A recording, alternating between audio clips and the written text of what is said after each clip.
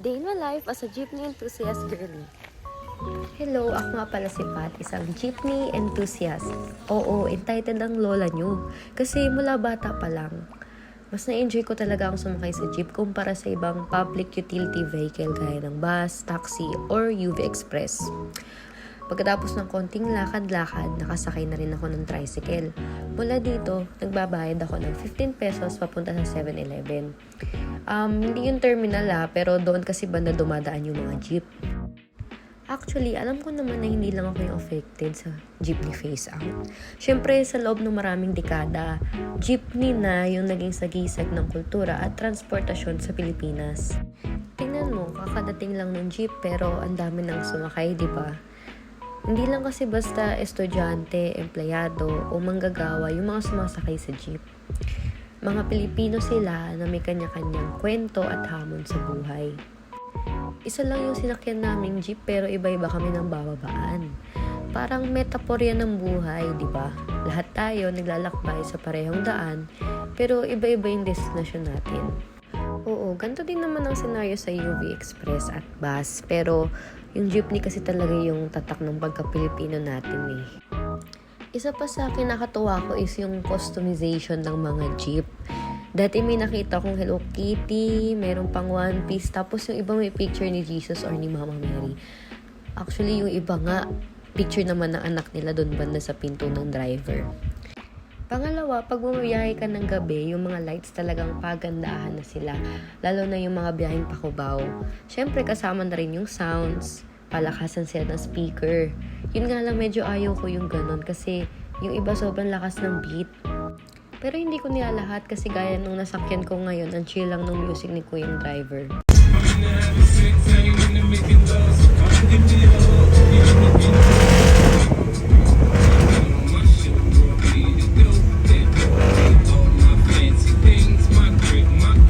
Maganda naman talaga yung layunin ng gobyerno natin tungkol sa jeepney phase out. Pero syempre, maraming commuter, lalong-lalo na yung mga driver at operator na maapektuhan. Maganda naman talaga ang mga minibus or e-bus na tinatawag natin na ipapalit sa mga tradisyonal na jeepney. May aircon, mas maluwag ang mga upuan at makakatulong makabawas sa carbon footprint dahil mas malinis ang fuel. Pero sa halagang 2.8 million, hindi talaga kakayanin ng kahit sino mang tsuper ang bumili ng ganong kamahal. Siguro kahit mag-loan sila, hanggang sa pagkamatay nila nagbabayad pa rin sila ng utang.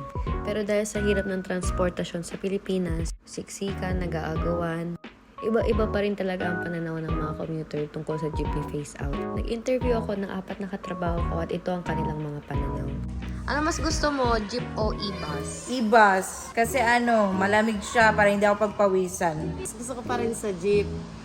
Kasi pag sa aircon or sa e-bus, hindi kasi ako sanay sa aircon. Nasusuka ako. Bilang isang commuter, mas pipiliin ko na ngayon yung e-bus. Kasi maliban sa meron na siyang aircon, nagbibigay din sila ng resibo. So, naniningil sila na tamang bayad sa bawat pasahero. Para sa akin, mas gusto ko yung jeep kasi mas accessible siya. Tsaka doon na sanay yung tao at tsaka mas mura siya compare sa ibang transportation. May pros and cons naman talaga ang jeep.